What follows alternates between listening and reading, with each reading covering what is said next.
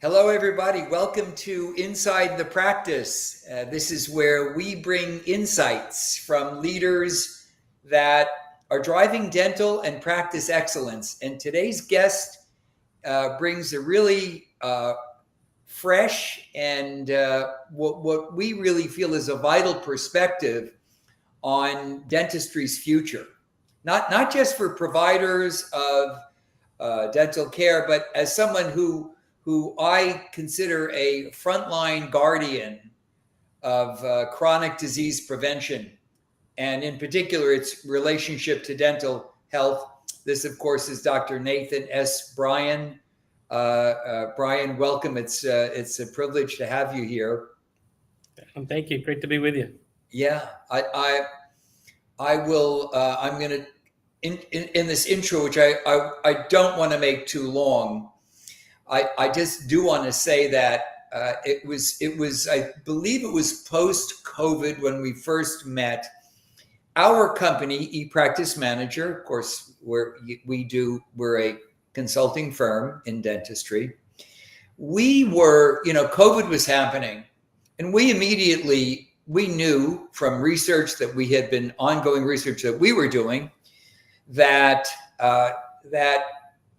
individuals who were ignoring and not properly caring for their dental health were increasing the likelihood of serious systemic problems and severe liabilities resulting from that were exacerbated by COVID. And we saw that. And then somebody mentioned this gentleman, Nathan Bryan, and I happened to hop on to a YouTube link. I looked at it, and there he was talking to a group of dentists at Baylor University. And I listened to what he said, and I went, "Oh, I need to talk to this guy." And I was so impressed because essentially he was saying that dentists are as key and important to dental health as anybody else in the medical community. And I was very impressed with that because it agreed with our philosophy and what we were trying to push to the dental practices in terms of what they needed to do and what they could promote that really made them more unique in terms of handling their patients' well-being and longevity. So that's how we met. I'm going to dive into Dr. Bryan's journey, his research on nitric oxide and his belief in the dentist's role in systemic health. His bio is it's too long to read. It's very impressive, I must say. If you want to see it, go to drnathансbryan.com and you can see some of his extraordinary accomplishments. I'm going to let what he says speak for itself. About who he is. Just to keep it simple, Dr. Bryan is a distinguished biochemist, entrepreneur, and author. His recent book, The Secret of Nitric Oxide, has some remarkable reviews. One of his very accomplished reviewers, one of his peers, talked about it as one of the most important books you'll ever read.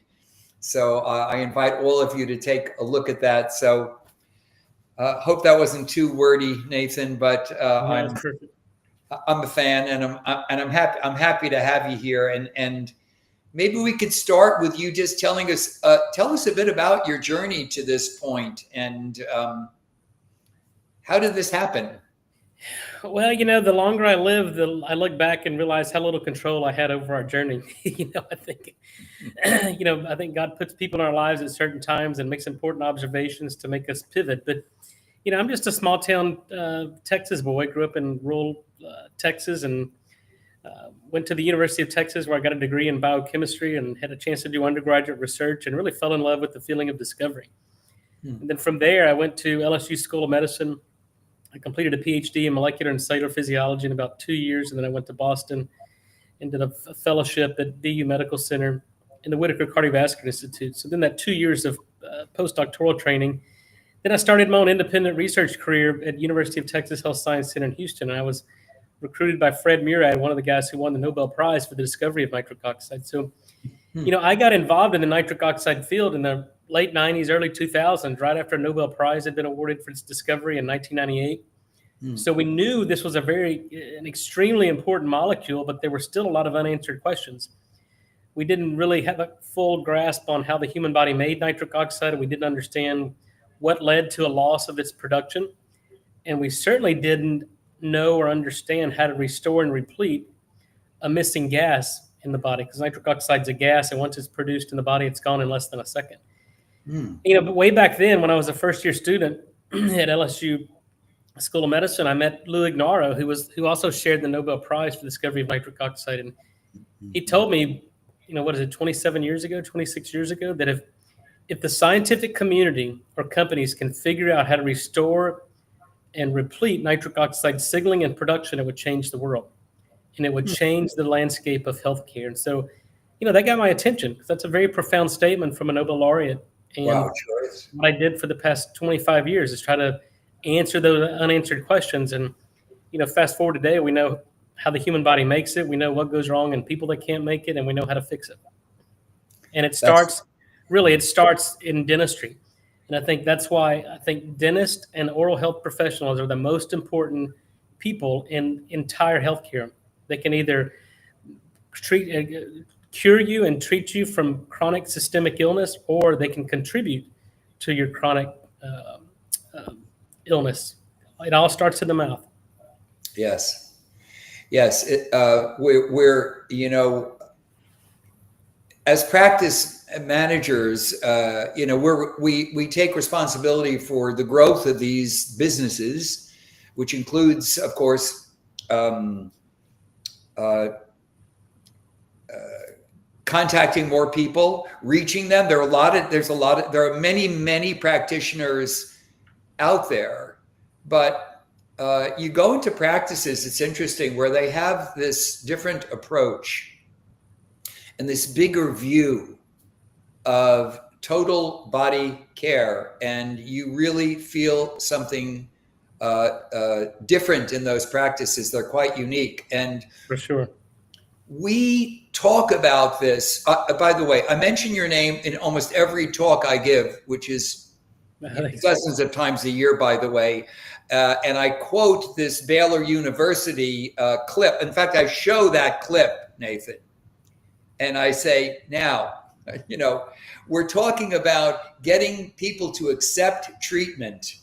And I talk about the systemic downline effects in the body and all of the various things, that everything from Alzheimer's, not just cardiovascular care, which has been known about for many years, but cardiovascular issues, diabetes, epidemic proportions, of course, in this country, studies on Alzheimer's amongst patients who ignore dental care, erectile dysfunction, and you name it. It's fascinating, really fascinating. So we're big believers in this, and we do talk about this viewpoint and try to get it across to these practitioners. Tell me, what are some of the key lessons, that you've, in all of this research that you've done? My gosh, it's decades now, from this research and clinical experience. Yeah. Well, broadly speaking, I spent 20 years in academia, teaching in medical schools and doing basic science research. And what I realized years ago was that really people get sick for two reasons, and two reasons only. Their body's missing something that it needs. This goes back to the days of Linus Pauling, where he was famously quoted as saying that chronic disease is caused by nutrient deficiency. And I think that's still true. But the other thing that leads to chronic disease is exposure to toxins. So if you can mitigate and remove yourself from a source of exposure of toxins and then replete missing nutrients, the human body is regenerative by nature. And the human body heals itself. Cells heal themselves. So we have to address those two fundamentals. And I think in medicine, we've become too siloed, because cardiologists really don't talk to the neurologists, who don't talk to the GI docs or the kidney docs. And, disease manifests in different organs based on susceptibilities and risk factors. But at the end of the day, it's always low blood flow to the affected organ, and it's always inflammation, oxidative stress, and immune dysfunction. Those are the hallmarks of every single age-related chronic disease. And unfortunately for us, nitric oxide addresses all those. It dilates the blood vessels, so we're improving blood flow and oxygenation. It inhibits inflammation, oxidative stress, and immune dysfunction, and gets to the root cause of chronic disease. And dentists contribute to that because, for years the dental community has used mercury amalgam fillings. I think we've gotten away from that, but even the FDA and the ADA's position statement is that mercury amalgams are still safe, although they shouldn't be used in pregnant women or children under the age of 6. So that should be a red flag there. If it's not safe for kids or pregnant women, then why would it be safe for anybody else? So that's exposure to toxins. I mean, mercury is an extremely toxic molecule. Clear evidence that it leads to Alzheimer's, neurological disease. It's a heavy metal. It scavenges nitric oxide. Then the other big thing in the dental community is fluoride. Fluoride's in the upper right-hand corner of the periodic table. It's one of the most electronegative molecules that we know, meaning that it steals electrons or scavenges electrons, and anything that steals electron is an oxidant. It causes oxidative stress. It causes rust within the body. And yet there's fluoride in our toothpaste. There's 72% of the municipalities in America have fluoride in the drinking water. Fluoride mouth rinses, fluoride rinses when you go to the dentist. And the evidence is clear now. A big study from the National Toxicology Program showed that fluoride reduces IQ in kids as much as 7 points. I mean, the last thing we need to do is inhibit the cognitive and executive function of the kids that are going to be running this country and being the workforce over the next decade. So we have to educate and inform on these basic fundamentals of physiology and medicine. And again, if the dentists are really the ones on the front line, and we have to educate and inform on the dangers of this. And I think it has to, the American Dental Association, I spoke before the ADA last July. I think we're finally getting their attention. But, these large organizations are very slow to respond and make changes. And we have to keep applying pressure and showing the data. I mean, the data are indisputable. Yes, fascinating. Yeah, I'm interested in. The data is so clear. I know what I run into with practices, or what my company runs into when you tell them these things. It kind of goes. It seems to just go over their heads. It's perhaps they just don't. They don't want to confront it, or it's an intentional sort of like, well, not really. And I'm thinking of love him or hate him. This is not, certainly don't want to get into any political statements, but who knows, a guy like Kennedy in his current position would be, I believe would be an individual who would be quite receptive to this kind of information and data. Yeah, absolutely. No, I think the entire new administration is all about change and making America healthy again. And we can't ignore these data and these facts, these clinical observations that we've known about for decades, and not implement change. Yes. Because what we're doing and what we've been doing for the past 100 years has been an awful experiment gone wrong. So the experiment's over. We have the data. Americans are the sickest people on the planet. We make up about 4% of the global population, but we prescribe 60% of the global medications. So to me, very obvious that prescription medication isn't making anybody better. I think it's certainly making people sicker. And then, you throw in all the environmental toxins, the toxins from drug therapy, which, by the way, is the third leading cause of death in the U.S. is prescription drugs that have gone through safety and efficacy of the FDA. But yet none of these drugs are investigated with the use of other drugs. And, 50% of the people over the age of 50 are on half a dozen different medications or more. Yeah. So it's causing real problems. And so, I think, Bobby Kennedy Jr. is going to do a great job and going to be an agent of change because the data are there and we have to make changes. But, you mentioned something about the dentist and people being resistant to this. And I think the problem is because, and rightfully so, they go, who is this guy? He's not even a dentist and he's telling me how to run my make changes in my dental office. And this is what we were taught in dental school. And this is how we're trained. And this is what, the standard of care is dictated by the American Dental Association or the American Medical Association for Physicians. So I don't blame the dentist. I blame the system and the way they're taught and what they're taught and how to direct patient care. But if you just go back to basic biochemistry and physiology, the answer is there. And we have to get back to the basics. Drug therapy is not the answer. It's what we call restorative physiology. Figure out what the human body is missing, figure out what toxins we're exposed to, replace missing nutrients, remove toxins, and there's your treatment and cure for chronic disease. Yeah. In fact, it's just amazing information. It's a little bit, it's so obvious, these very, very simple truths are sometimes very, very hard to get across. I'm interested, when you were teaching, Nathan, and you were doing this research and coming up with these discoveries and this data. I'm assuming you must have been talking to a lot of students who were about to take a medical or dental path. Did you talk about this?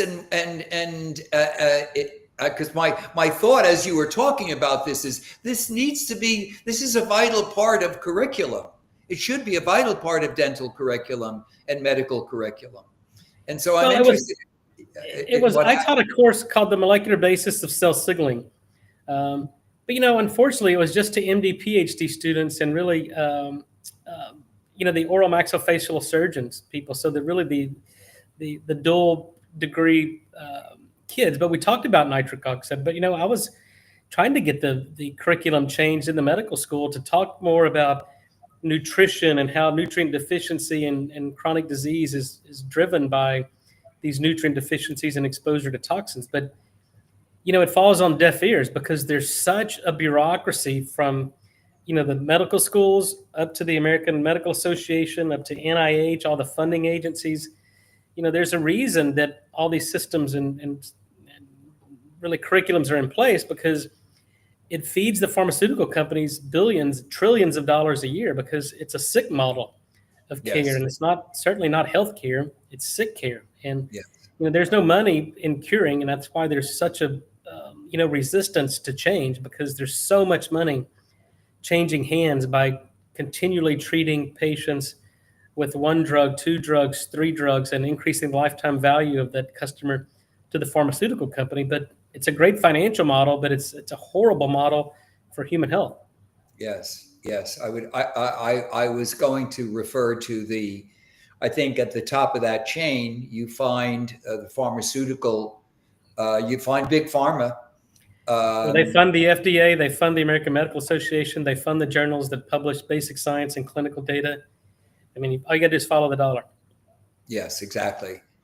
And I think that is a major source of it. And again, fortunately, the new administration, I don't think is going to be kowtowing to big pharma. In fact, I read something quite recently where some of these cuts are going to impact funding for to the pharmaceutical companies for we're talking hundreds of millions of dollars. And I was delighted to read it. I don't have the details in front of me. Perhaps you read the same thing.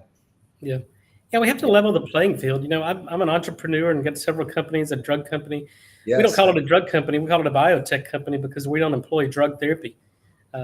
We don't make synthetic compounds that are inhibiting a biochemical reaction. We're nitric oxide based, and we replete missing molecules, restorative physiology. So we need to level the playing field and allow new technologies and innovations to make patients better, get through the FDA, have safe and effective drugs on the market that actually make people better instead of making them sick.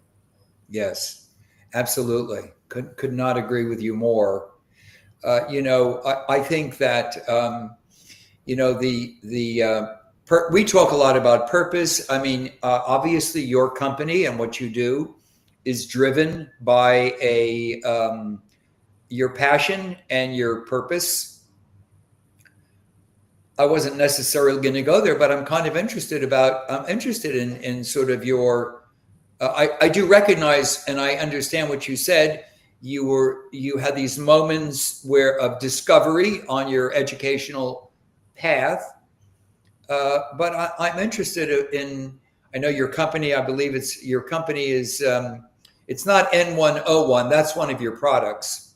Yeah, that's one of our consumer brands of products, but the parent company is called Bryan Therapeutics Inc. And we have the same philosophy as the J&Js of the world, and so we have a consumer products division where we've got products that are readily available to consumers, in supplements and a skincare line of products. We're building out an oral care line of products, but we'll have drugs that we're getting through the FDA, drugs for heart disease, drugs for Alzheimer's, topical drug for diabetic ulcers. So, my motive and my mission is to get safe and effective product technologies in the hands of everybody around the world.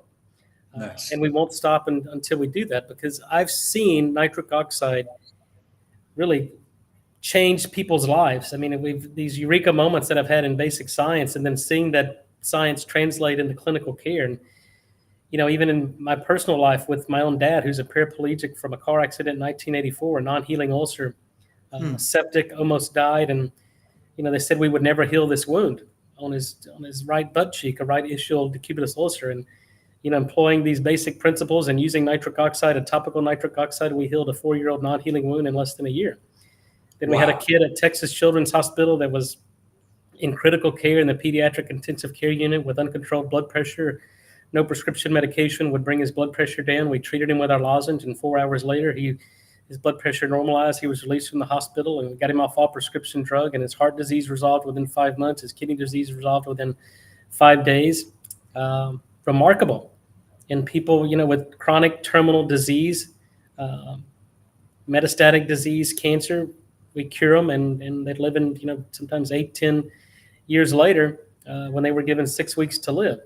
So I know the power of nitric oxide. I've seen it. I've witnessed it. And so we won't stop until the entire world has access to this technology that I know is the missing link in healthcare. Yes, I agree completely. What a great mission. I'm interested, and I think our listeners are really, your ears perk up when you hear about some of these testimonials or successes.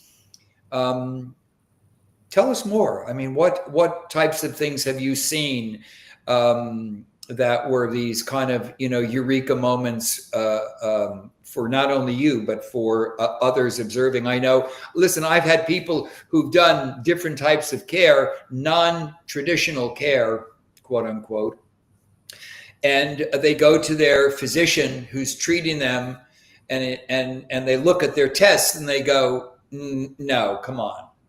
What were you doing?" It's hard for them to have, but but you must have a great deal of reality on this. I'm interested in perhaps some interesting vignettes about this. Those are the big two. I mean, hundreds. Yeah, every morning I wake up with dozens or hundreds of emails and phone calls and texts of people that we've changed their lives, and that's been going on for the past 15 years. And I can. Because of what I've done and where I've been, I can posture a little bit with these docs. And so even when my dad was in the hospital from a 3rd-degree burn and, a skin graft, which was unlikely to take and be successful, I discussed with the docs there at Brooke Army Medical Center in San Antonio, one of the premier burn clinics probably in the world. They weren't really interested in what we were doing. So what I had to do is I would wait during the middle of the night when the nurses and doctors weren't there, and I began treating my dad with a topical nitric oxide. And remarkably, when we healed that wound and healed the burn, they didn't seem to be that interested in how could we take this, 60-something-year-old diabetic paraplegic patient and heal a wound and a burn that they figured he would succumb to. So that's, that. And then we published on the pediatric patient in 2011 in the American Journal of Human Genetics. But the other big for me, and I see this every day, is that people who have high blood pressure, or what we call resistant hypertension. So 2 out of 3 Americans have an unsafe elevation in blood pressure, which is the number one driver for the number one killer of men and women worldwide, which is cardiovascular disease. So when you go and you have high blood pressure, your doctor puts you on a prescription medication. And for antihypertensive, it's usually an ACE inhibitor, an ARB, calcium channel blocker, and some docs still use beta blockers or diuretics to reduce fluid. But yet we know from the data that 50% of the people that are prescribed these medications don't respond with better blood pressure. And so that tells me that the etiology or the cause of their high blood pressure is not due to renin-angiotensin. So ACE inhibitors and ARBs aren't going to lower their blood pressure. It's not due to calcium dysregulation, so calcium channel blockers aren't going to lower it. It's typically not due to tachycardia, so beta blockers aren't going to lower your blood pressure. And if it's a volume overload, yeah, sometimes you can remove fluid from diuretics, and simple physics tells you that the blood pressure comes down. And what we're doing now is if we give nitric oxide, dilate the blood vessels, we've got the same amount of blood going through us, but if we lose nitric oxide, we get constricted blood vessels. So now you've got the same volume of blood going through smaller pipes, and simple physics tells us that blood pressure goes up. So if we can give nitric oxide, dilate blood vessels, we get that same volume of blood going through bigger pipes, pressure comes down. But interestingly, in these patients with resistant hypertension, because the oral microbiome is extremely important in regulating systemic blood pressure, with the people that are resistant to standard therapy, I have to ask them, do you have fluoride in your toothpaste? Most everyone says yes. Do you use mouthwash? 2 out of 3 Americans use mouthwash. They go, do me a favor, stop using mouthwash and get rid of fluoride in your toothpaste. Let's do that for 30 days, and let's look at your blood pressure 30 days later. And more times than not, their blood pressure is normal. So because the oral microbiome is playing a role in producing nitric oxide and leading to systemic nitric oxide production and bioavailability, killing the microbiome with antiseptic mouthwash or fluoride shuts down nitric oxide production, blood pressure goes up. We published on that probably 10 years ago, and multiple groups have since published on that. So now what we're doing is let's not destroy the microbiome, let's support the microbiome. So we got to get rid of fluoride, and we built out an oral line of products where just next week we're launching our toothpaste. Oh, good. I finally cracked the code on developing a microbiome-friendly toothpaste and mouth rinse. Oh, excellent. So what we're shooting for is obviously a toothpaste that leaves the mouth fresh and clean, that helps remineralize teeth, strengthens teeth, kills the caries-causing bacteria, optimizes salivary pH, and creates an environment for the natural ecology of the microbiome to flourish and not be destroyed. And what we're finding is when you do that, when you can support the oral non-pathogenic commensal bacteria, then they police things and keep the bad guys, the pathogens, from repopulating. And so we got to support the microbiome instead of destroy it. And then the mouth rinse, again, we're creating an environment that allows for the repopulation of the commensal bacteria, that supports normal nitric oxide production and can normalize blood pressure. So when you target the microbiome, this will be a new class of antihypertensives, I predict. Because if you target the microbiome, stop destroying it, but then allow it to flourish through oral care line of products, then we can normalize blood pressure. And think about the impact that that's going to have on public health. High blood pressure is the number one driver of cardiovascular disease, which is still the number one killer of men and women worldwide, and all that's caused by nitric oxide deficiency. It's not caused by high cholesterol. It's caused by nitric oxide deficiency. Very interesting. Yeah, this is exciting. This is extremely exciting, really. So this is launching imminently. Imminently, yeah. It's Friday. So yeah, in the next we have product coming in the next week, and then our mouth rinse will launch probably the 1st of May. But this has been probably a 6 or 7 year project, and trying to figure out, how do we do this in a manner that we completely understand the natural ecology of the oral microbiome, and what can we give in the mouth, in the oral cavity, to support these commensal bugs that support nitric oxide production, that can lead to better overall systemic health. Because we've known for over 100 years that oral health leads to, or poor oral hygiene increases your risk of systemic disease and overall cardiovascular mortality. Not enough people know it, but yes. Well, that's our purpose, right? Yes. Extremely, extremely exciting and inspiring what you're doing. I know that, yes, the mouthwash, going back to our friend Dr. Lister, I mean, well, I think back then he had good intentions. That kills everything. You can. Well, I like to go back, because the question I ask is, why are we doing certain things in medicine, in dentistry, and where did it originate? Yeah. Right? Why are you doing these things today? And so the question I always ask dentists when we go to dentists, and I speak at dental conferences, and usually the dentists that I'm speaking before understand this, but the standard conventional dentist, I ask them, I go, why are you using fluoride in your rinses? And, why are you still doing root canals? And why are you using, a lot of people don't use mercury amalgam fillings anymore, but they go, that's the way we were taught, and that's the way we've always done it. Yeah. And I go, well, that's the worst answer to any question you could ask, because we've always done it. But what I look back and where did this start? And you mentioned Lister and Listerine and all the antiseptics. Over 100 years ago, in the early 1900s, it was first recognized that there's translocation of oral pathogenic bacteria that become systemic, elicit a cytokine storm, increase systemic inflammation, and cause heart attack or stroke. Right? So the question was, how do we, and that's why bleeding gums are such an issue, because that means there's an open blood vessel where bacteria can translocate and now become systemic. Yes. And so the thought process back then was, oh, we got to kill the bacteria. Right? But remember, 100 years ago, we didn't understand that the human body is 10 times more bacteria than it is human cells. So let's just kill all bacteria, because that was the predominant kind of thought process then. But now fast forward 100 years, we know that the bacteria that live in and on our body are critical. It's a symbiotic relationship. They help the human host, and we provide resources to them. So just, I think today, nobody in their right mind would think it's okay to take an oral antibiotic every day for the rest of their life. Because again, the data are very clear. If you disrupt the gut microbiome, it causes systemic disease. You're susceptible, you become immunocompromised, you develop Alzheimer's, Parkinson's, neurological disease. So by the same argument, why would you use an oral antiseptic every day to kill the oral microbiome when we know it's causing chronic disease and human disease? So this old approach of throwing an atomic bomb in your mouth with Listerine or Scope or these alcohol or chemical-based mouthwashes is causing enormous harm. And it's causing an increase in blood pressure, causing erectile dysfunction. We have to stop. And there's a better way. Before, now the excuse was, well, what do we do? And now there's no longer an excuse, because we know better and we can do better. Yes.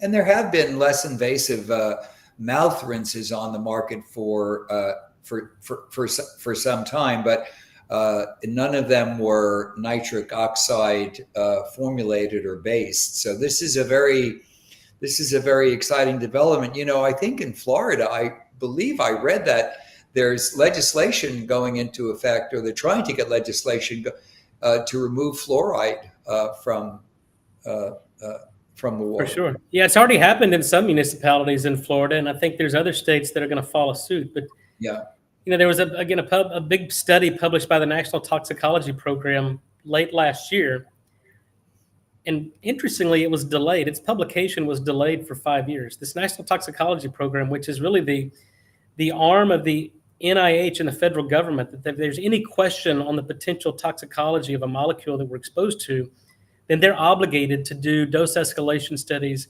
and do the toxicological investigations on it.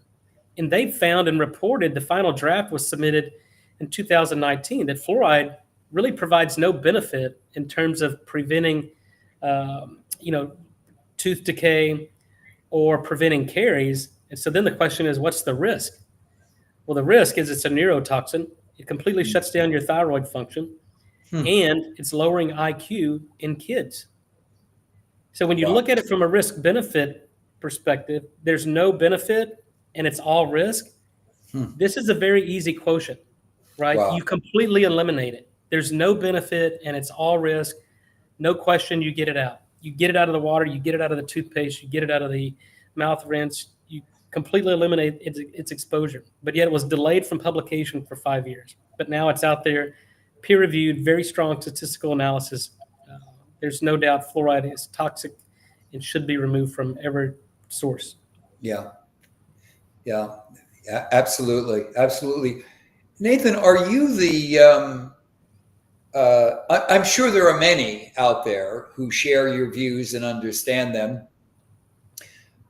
My guess is they're not necessarily in academia, and they should certainly be in these dental schools and these medical programs.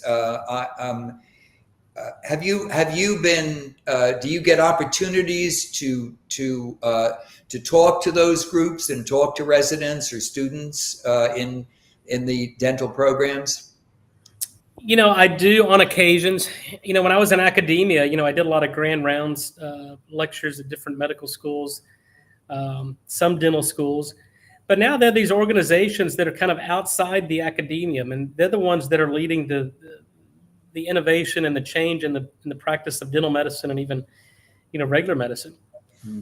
But there are organizations like the International Academy of Biological Dentistry and Medicine. There's the International Academy of Oral Medicine and Toxicology. There's these organizations of dentists and oral health professionals that are really changing the narrative.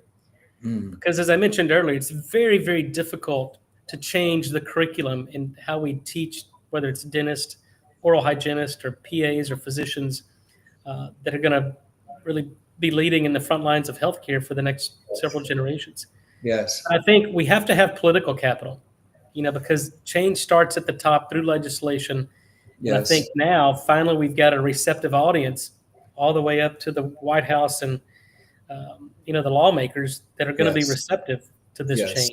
I think now is the time, and, there's no time like the present. Yes, I would agree with you. I think the timing now is just really, really good for this.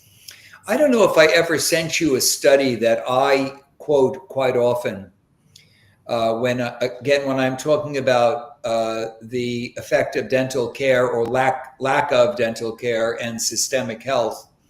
It's a study that was done about, I think, 20 years ago by this time. Maybe longer. Did it on 6,000 people between the ages of 50 and 80. And they were looking at the effect of dental care on individuals' health and mortality. I don't recall seeing that. I'm going to send it to you. It's fascinating because the statistics are alarming. I mean, you'll go, yes, of course, and I think it just sort of parallels what you're saying so clearly. I mean, there are things like people who don't floss regularly or brush their teeth on a regular basis. Their mortality, the likelihood of their dying prematurely goes up 30%. 30%. The likelihood of dying from a first heart attack it's alarming. We're talking 30, 40%. Also, the relationship of mortality and missing teeth, direct relationships. But there are some very well-known periodontal researchers who were quoted in these studies. I'll send them over to you. Yeah, please do. You're right. I'm not surprised by that, but actually see the data, and hopefully they've accounted for a lot of confounders. That didn't surprise me. Well, the problem is that in a dental practice, hygienists for years who should be seeing their patients on a regular basis if they want to live longer, don't say that. They say, well, if you don't floss and take care of your teeth and your gums here, and we don't handle these deep pockets, then you're going to have to come back for more cleanings. No, that's right. Heaven forbid. That's the consequence. The real consequence that they need to talk about in an appropriate manner is, hey, this is you're going into a category here where you have a 30% greater chance of mortality because you're not doing these things. Because that's really what's happening here. It's affecting lifespan. For sure. And you know this. Yeah, I can tie it back. I'm not saying nitric oxide is the only mechanism of action for those observations, but certainly if you have poor oral hygiene, you got elevated systemic inflammation, you got loss of nitric oxide. Yes. When you lose the ability to produce nitric oxide, you get shorter telomeres, right? Shorter telomeres, shorter lifespan. You lose the ability to mobilize stem cells, so you don't repair and replace dysfunctional cells. You develop mitochondrial dysfunction, which is hallmarks of every age-related chronic disease. So, all of that mechanistically can be explained by a loss of nitric oxide production. And to the contrary, if you have good oral health, less systemic inflammation, you get longer telomeres, more stem cells in circulation, better performing mitochondria, generating more energy with less oxygen, and you become an optimal human being. And I think that's everybody's goal. It's not disease management, it's optimization. Yes. And that's what I want to do. I want to optimize the very short time we have to live here on Earth. We have to make the best of every day because, life is short. Absolutely. Absolutely. Well, Nathan, this is, I'd like to have you for a couple of hours here. We do it like a Joe Rogan with you, but thank you so much. How can people find out about your great products and you and your company, and where do they go? Well, first stop is I encourage everybody to read this book because I tell this 25-year story in 72,000 words. So it's about a 3 to 4 hour read, but it chronicles kind of the story of nitric oxide, how it was discovered, what led to a Nobel Prize, and then really my own personally of discovery and innovations, and then translating that into patient care and product technology. So you can get the book at nathansbook.com or Amazon, Barnes & Noble, wherever books are sold. Yes. I always send people to my YouTube channel, Dr. Nathan S. Bryan Nitric Oxide, because more education. I'm just trying to educate and inform so consumers can make educated, informed decisions on, products that they select, things they do, food they eat. And then you can follow me on social media, Dr. Nathan S. Bryan on Instagram, LinkedIn. And then for those interested in our product technology, including our upcoming oral line of products, you can get it at N101.com. That's one nitrogen, the letter N, the number one, letter O, number one. Yes. N101.com. The toothpaste is called Cardio Smile. The mouth rinse is called Breath of Life. So be on the lookout for that. Nice. I think those products are going to just really change public health and change the world. And simply just replacing your current toothpaste with our nitric oxide friendly toothpaste. If you use mouth rinse, exchange your mouth rinse for our Breath of Life mouth rinse. And I challenge people, monitor your blood pressure, change your oral care, and watch your blood pressure improve and watch your life improve. Great message, Nathan. Thank you. Thank you so much. I'm a fan, and I hope we've made a lot more fans. Our podcasts get reproduced and sent out broadly, and I hope everybody really gets this and takes it seriously. So thank you so much. If you found those of you listening or seeing this, if you found this informative and perhaps inspired to rethink your practice's purpose, your potential, and so forth, share the episode, subscribe to our podcast, and you'll hear more of these expert-driven conversations that really can shape the future of dentistry. So, and like our great guest here, Nathan Bryan, we want to help redefine the impact of dental care, one practice at a time or as many as possible at a time. So thank you all for being here. Dr. Bryan, thank you again, my friend. Great.